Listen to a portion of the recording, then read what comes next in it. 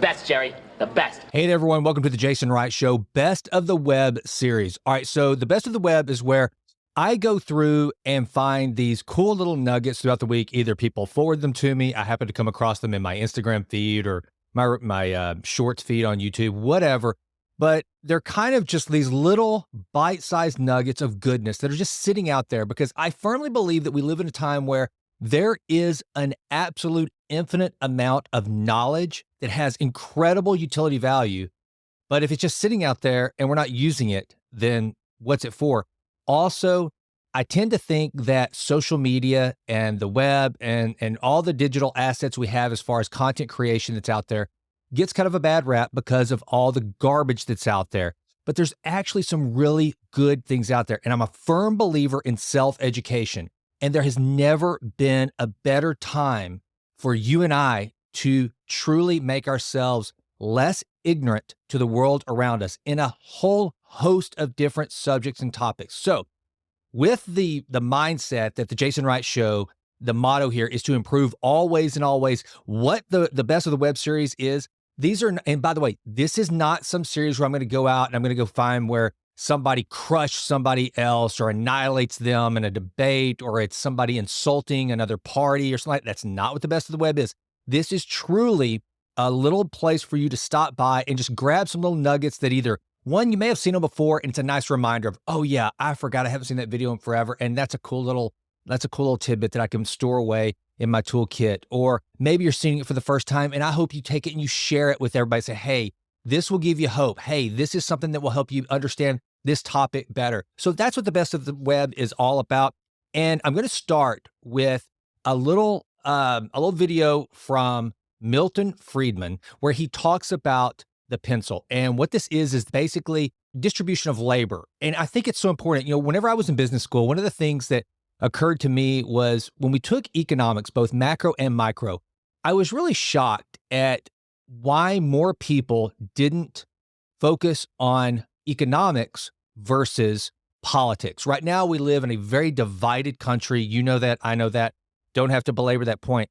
But I think if we could all at least get together and look at and understand economic principles. They're pretty black and white. They're easy to get your mind around. They're easy to illustrate. And one of the things that Milton Friedman does that I think is really cool in this little video is he actually does an excellent job of describing exactly how the distribution of labor works. And also for those who are more Marxist in nature, they look at that economic theory and they think that's how we should go, or Keynesian or whatever. I think that if you see a video like this, you can kind of start to understand why distribution of labor and capitalism is so powerful and why it works and how it employs so many people. Because you hear this all the time. You hear the politicians say capitalism has brought more people out of poverty than any other economic system ever known to man. Well, how? Why? Well, the simple fact is it puts more people to work. It does a better job of causing people to cooperate, meaning work together. People that have never met, never will meet, working together toward a ultimate common goal. And in this case, to make a pencil. So without further ado, let's get the Best of the Web started with a little bit of economic theory from none other than Milton Friedman. All right, let's do this. The basic principles underlying the free market, as Adam Smith taught them to his students in this university, are really very simple. Look at this lead pencil. There's not a single person in the world who could make this pencil. Remarkable statement? Not at all. The wood from which it's made, for all I know, comes from a tree that was cut down in the state of Washington. Cut down that tree, it took a saw. To make the saw, it took steel. To make the steel, it took iron ore. This black center, we call it lead, but it's really graphite, compressed graphite.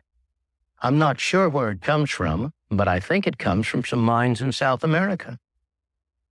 This red top up here, the eraser, bit of rubber, probably comes from Malaya, where the rubber tree isn't even native. It was imported from South America by some businessmen with the help of the British government.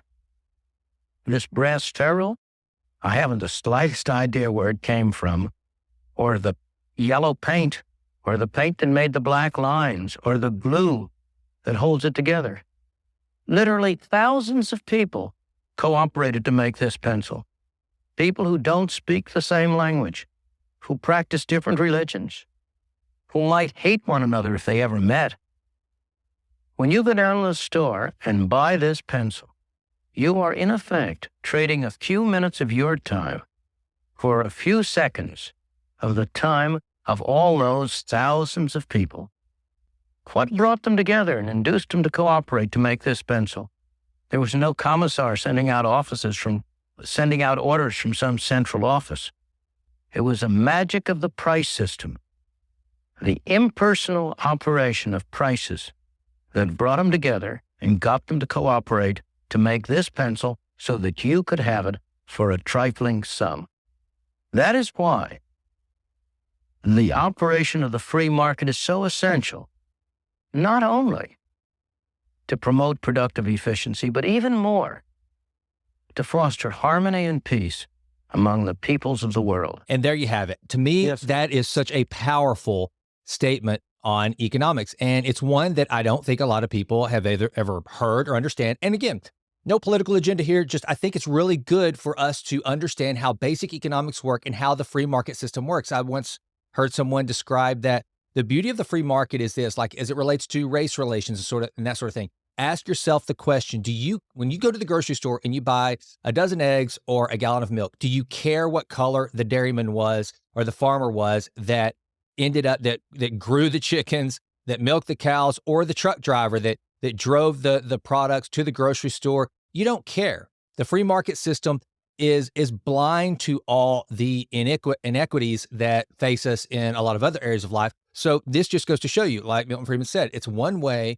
that a lot of people that were they to meet in person, they might actually hate each other. But for this instance, as it relates to the free market, they will all cooperate to try to reach an ultimate goal. So there is your first little best of the web tidbit for the day on economics. Now let's move into some health and wellness. So something that's being talked about a lot in the health and wellness space, as most of you know, that is something I actually own a business in the health and wellness space, Authentic Health Partners. And I am steeped in trying to understand better nutrition and the things that are really going to impact longevity, health and wellness, and health span as I get older, as well as for our clients and customers that shop and with Authentic Health. And so one of the things that I've really dialed in on of late is protein synthesis and all the different forms of protein that I can get in and their importance.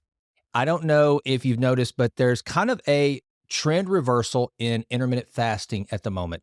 There was an article that came out I think it started on NBC Online, or maybe it was just a news report that went viral about intermittent fasting increasing the likelihood of heart disease. There were some flaws with the data. I think that Mike Mutzel at High Intensity Health, check out his channel, fantastic content. Mike's an awesome dude. I think he really took it to task.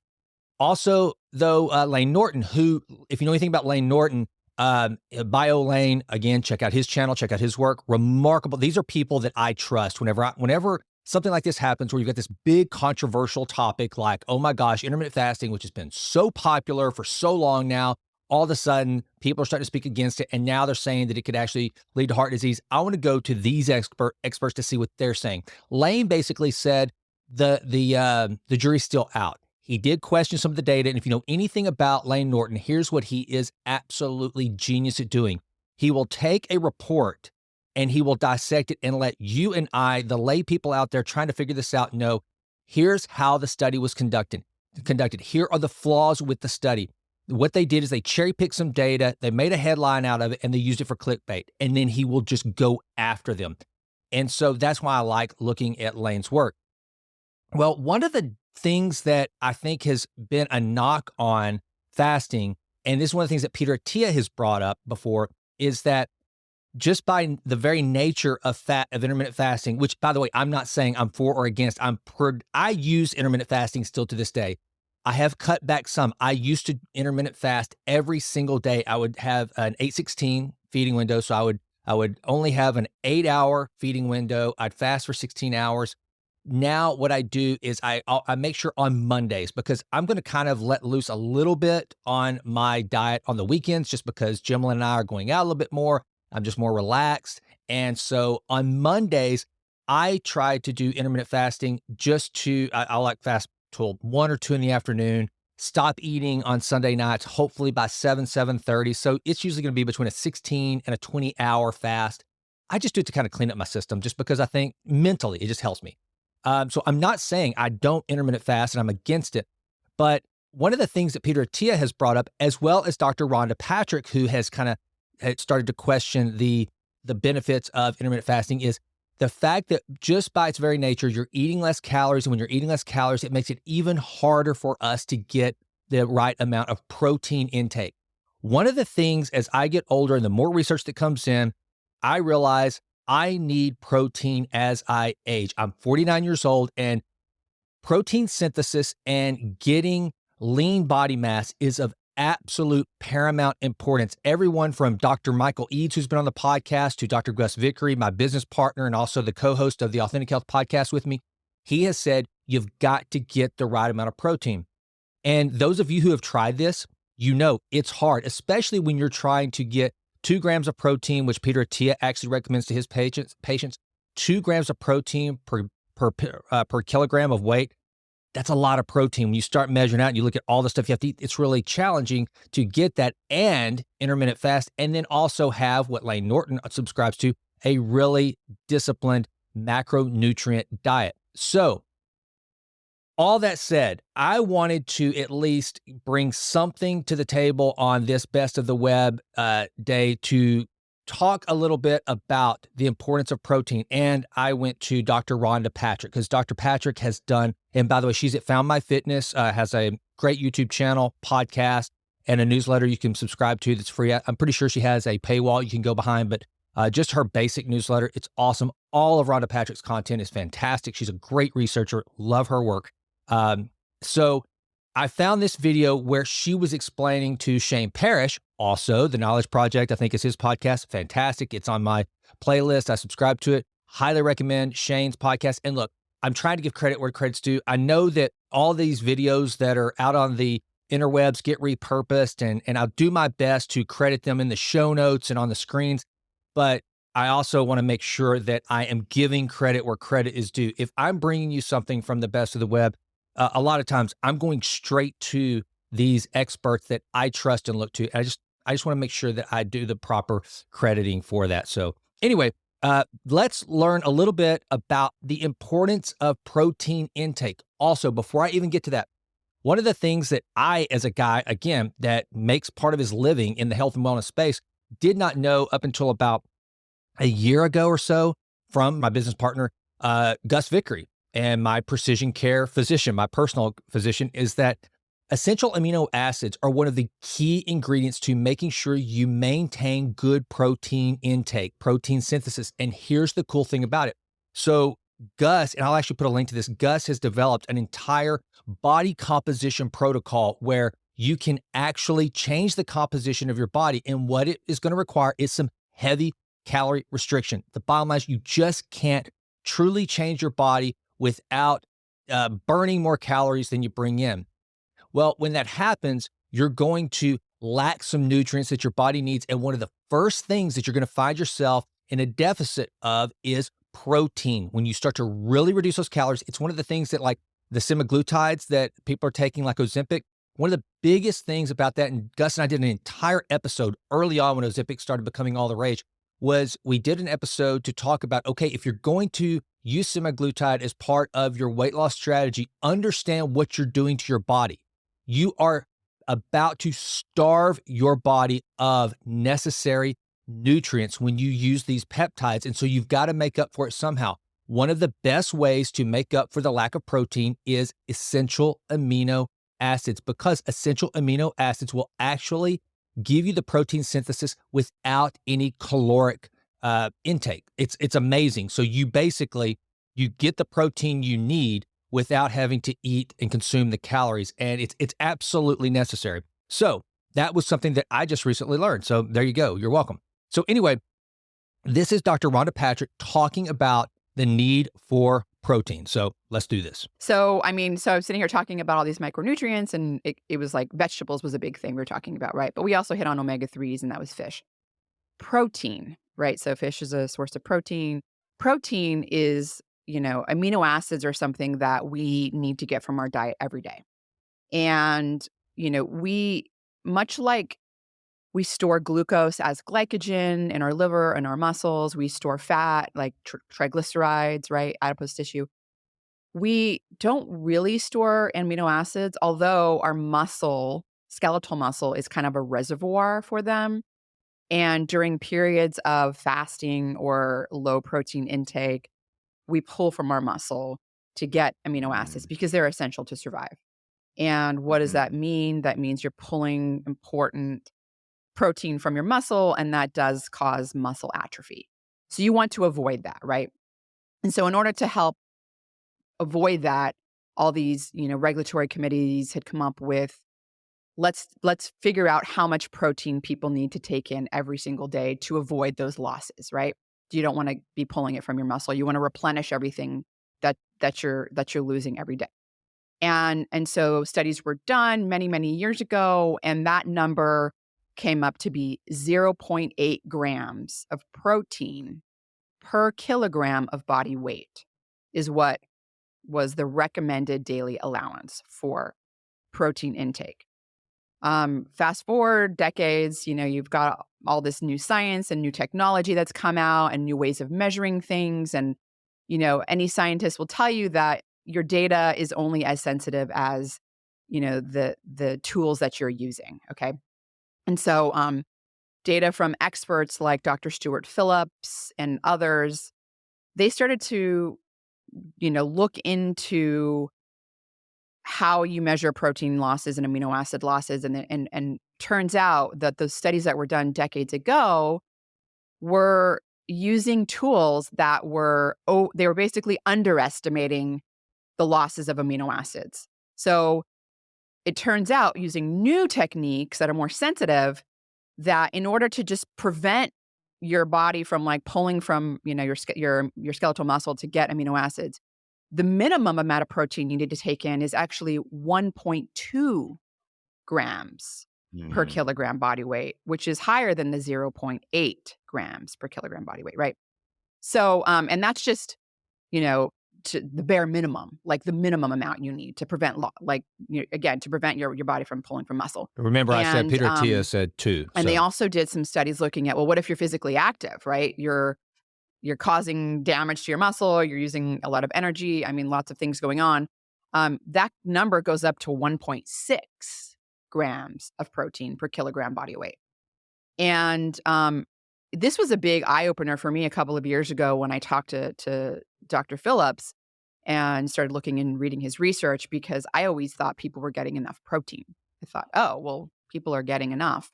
And turns out a lot of people are not getting enough protein because they are not getting at least that 1.2 grams per kilogram, body weight bare minimum. And so that, I think, is you have to think about, okay, well, where do I get my protein? Animal meat's probably one of the best sources because essential amino acids are very highly concentrated in poultry and meat and fish. If you're a vegetarian or a vegan, you just have to really work really hard and supplement with protein powders and stuff to kind of get that amino acid composition up. Is all sort of like animal protein the same? Like, I would imagine you need the complete set of sort of amino acids for it to be the most bioavailable in your body. I don't know what I'm talking about here, obviously. But is there like a big difference between steak and chicken and sort of other sources of protein that we typically think of? There are differences with respect to their micronutrient profiles in general. Like, like steak has a lot more iron, for example. There's a lot of zinc in like shellfish, like oysters. So, but with respect to just the essential amino acids, like getting them from any of those sources, like fleshy sources, meat, poultry, fish, is pretty good with respect to like protein. You will find that they'll like per ounce of, food that you're eating, maybe there's like a little bit more in like denser in meat than fish or something like that. But Yeah, there are subtle differences between them, but also just in the whole micronutrient profile itself, right? So like some of them have more zinc, some of them have more, iron, some of them have more B12. So things like that also. And then fish have the omega-3 much more than steak. So there's generally speaking, there's a big difference in their like micronutrient composition, generally speaking. But with respect to the essential amino acids, like if you're really trying to hit that 1.2 to 1.6 grams a day I mean 1.6 grams per kilogram body weight. That's very important. That's a It's a lot lot of of protein. protein. It actually is really a lot of protein, especially for people that are physically active.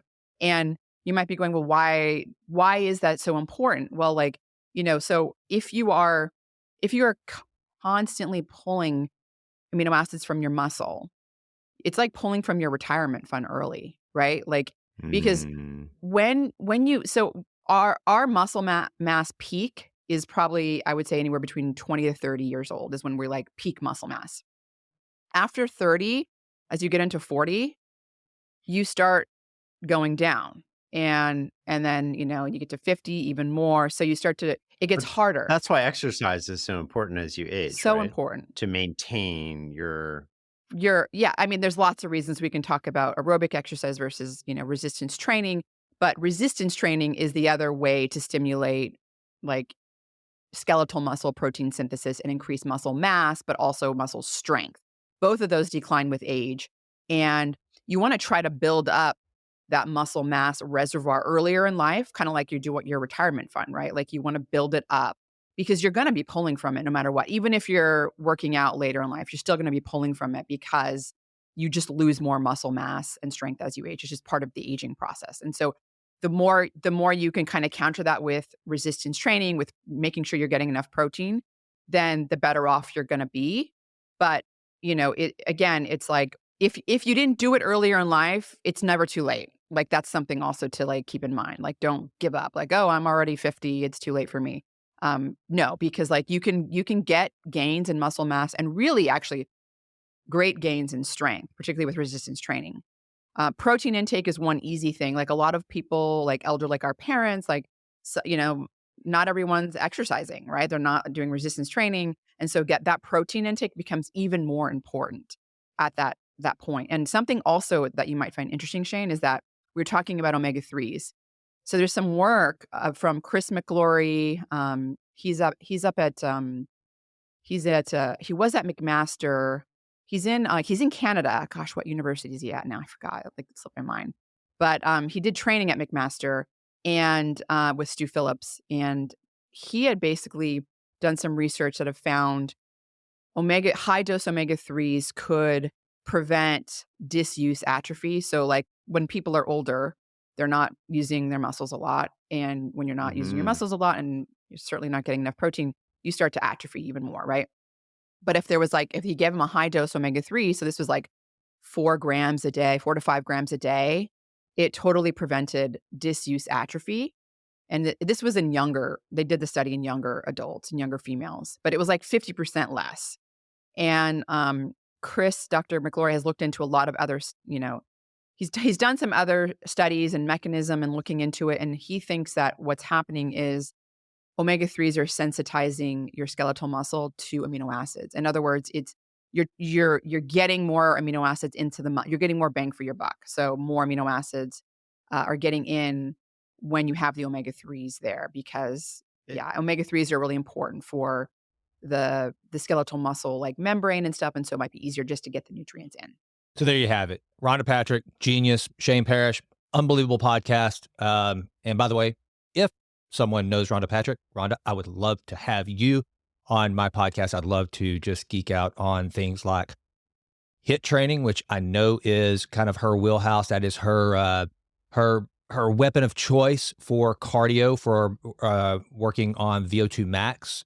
There's a great conversation between Dr. Rhonda Patrick and Dr. Peter Attia on her podcast, Found My Fitness, in which they discuss a lot of different topics. Dr. Attia goes through his entire training regimen, and they talk about the differences in their approach to VO2 max training. Fantastic. You should check that out. So next, I want to bring up just kind of just call this self-serving, but I had a great conversation with Hugh Massie. Hugh Massie is the founder of DNA Behavior International. This is an incredible conversation. I know you'll love it, but I want to bring this one piece to you because it kind of gives you an understanding for people like me. I'm just going to point the finger at myself.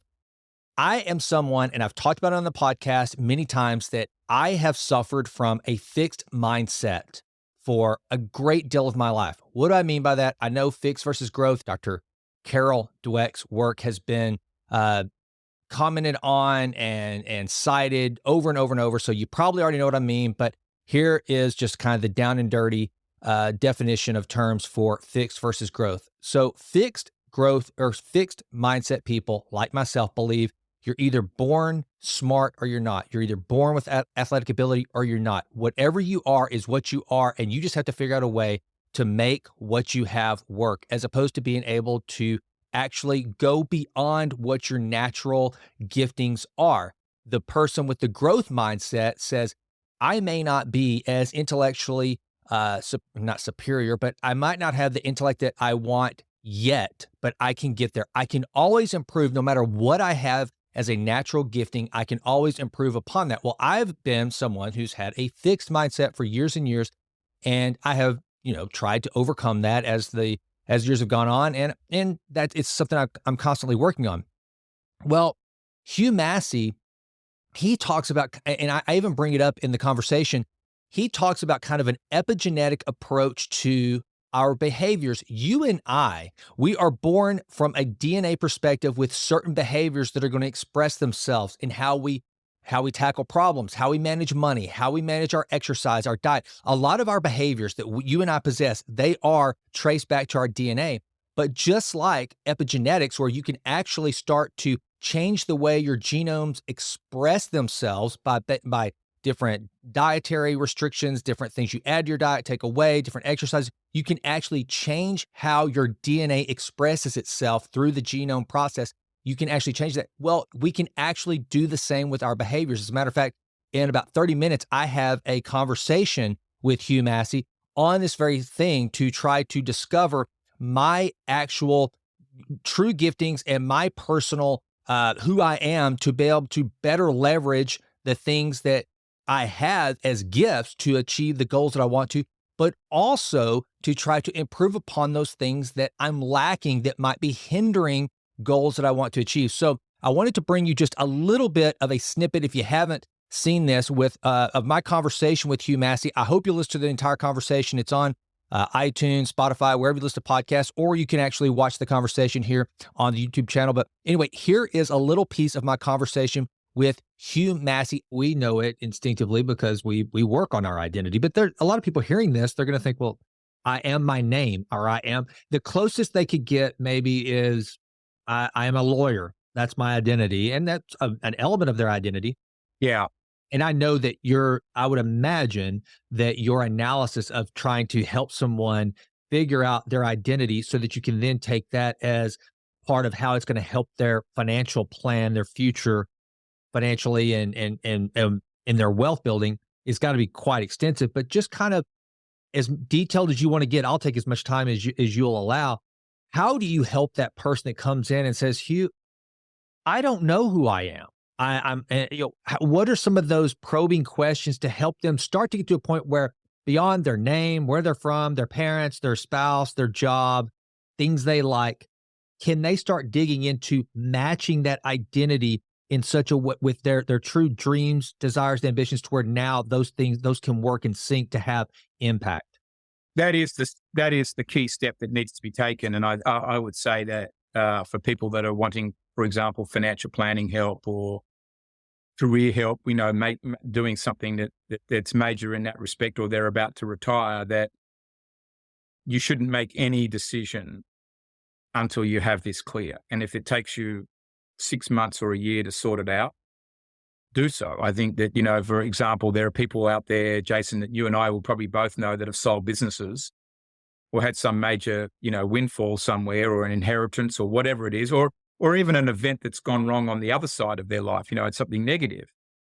and they're suddenly into something else, or they've made some big choice. That is the wrong thing to do. You, in a way, want to give yourself time.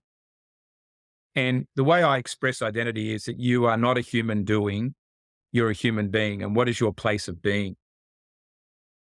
And that story has been building all of your life. You may not know it. The fact that that you might have lived at a certain suburb, done certain activities. Your original career was as an accountant or whatever. Sorry. That is sort of the doing part that you're referring to. Okay. But then, and what I get people to do is this in 3 segments: is to block it, is to write down all of the sort of the doing stuff for, say, the first 20 to 25 years of their life. Put all that down in one column. Then the next column is, okay, where's that evolved to? Okay. I was an accountant. I was a lifeguard, played golf, went to, all boys boarding school, lived in X suburb. I'm Australian. Next middle part, I'm now living in America. I'm an entrepreneur, running X businesses, designing, doing ABCD. That's starting. I'm on the board of X. It's getting closer to the being, but then the last part starts to become a lot more of the why, reflecting my X factor, how I'm impacting people, and really how do I show up as a human being? And, people come to me, for wisdom. I think would be one of the reasons people come to me. I'm very good at architecting behavioral solutions that solve a business problem. I've learned to look at every business problem or life problem has got a behavioral connection. And with that is a money issue and stress. And so through that lens, I design, whether it's a plan for a business, technology platform. So we built, more than 100 apps that sort of address that in varying settings, or just coaching someone to make a quantum leap. But it comes from that greater place of being. And mine is still evolving too. It's an evolution. Hugh is a great guy. I'm really looking forward to visiting with him today, because here's the thing. So, I've had some success as an entrepreneur and just in different areas of life, but I think we're always in that state of being wherever we are. And so I want to figure out how, here as I am as a being, and not just a human doing, but a human being, I want to be in the place with the tools where I can achieve as absolutely much impact as possible on my community, on my family, on my finances, all of it, my faith. I want to be prepared and be where I'm supposed to be. And the only way I think that we can know where we're going is to know where we are to start with. And that's why I'm really looking forward to this. And he and I covered a little bit of James Clear's Atomic Habits. And one of my favorite parts of that book that I recommend to anybody who wants to truly start a understanding behavioral science at a very high level. Essentially, Atomic Habits is BJ Fogg's work in a very digestible book. Now, you can also read BJ Fogg's Tiny Habits, which is his own book about his research and what he's discovered, and it's fantastic. I've read both multiple times. But one of my favorite parts of Atomic Habits is this idea of identity-based habits. When you start to understand not only who you want to be, but who you are, and the changes you need to make with who you are to ultimately reach as close to possible of being that avatar that you've designed for yourself. Like for me, it's to be an incredibly loving and honoring husband. It's to be an exceptional father, that my daughters always know that they have stability and they have someone that is there to give them wisdom. And I want to be that. I want to be healthy. I want to make sure that I practice what I preach on this podcast about improving always in all ways. And a big part of that is my health and my wellness, watching what I eat, not drinking alcohol, not smoking, not doing all these, not because that doesn't fit with the identity that I have taken on for myself. And it's not just something that I want to project to the world. It's something that I truly want to be that person. It's being whenever I decide I want my identity to be tied to, I'm a Christian, so I want it to be tied to Jesus Christ. Well, guess what? That's going to really determine a lot of my behaviors as it relates to having that identity. That means that I'm going to try to be more forgiving and offer more grace and not be as reactive and fail miserably all the time in all these topics, except for the not drinking. I don't drink any alcohol anymore, so I got that one down. But as my daughters would tell you, is your dad the perfect dad? They may say that, but I guarantee if you press them hard, if they say, well, but he's also got this that he probably should work on. Same thing with Jim Lynch. Say, I love my husband. He is honoring and all these things, but there's these little things he can work on. We're all evolving toward that person that we want to be, but you got to figure out who the heck that is. Who is the person that you are? And what is the delta between who you are and that identity versus the identity that you want to assume for yourself to be the absolute best version of yourself?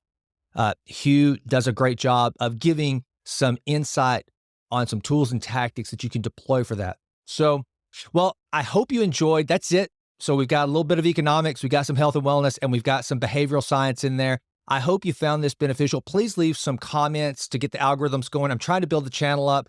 Look, I'm not that great at this. I don't pretend to be, but I'm going to do my best to try to bring you good information and good data that I think that you can find useful in your everyday life. Please consider listening to The Jason Wright Show, my podcast. I've had it for 6 years, and the downloads are just continue to increase. It's so honoring, and I give all the credit to my amazing guests that come on. Usually, the format of the show is a long-form interview every Tuesday, and then I'll probably publish something like this kind of in between. It might just be a little single monologue about something that I found interesting that I want to bring to the audience. And then on Fridays, I generally do an Authentic Health Fridays with my business partner, Dr. Gus Vickery, talking about health, nutrition, longevity, all these different things, the science of longevity that we love to dig into. So please support the channel, listen to that. And then until we meet again, always endeavor, no matter who you are, where you are, no matter how old, how young, it's never too late to take on the goal to improve. Always in all ways. I'm Jason, and I'm out. Thank you so much for listening.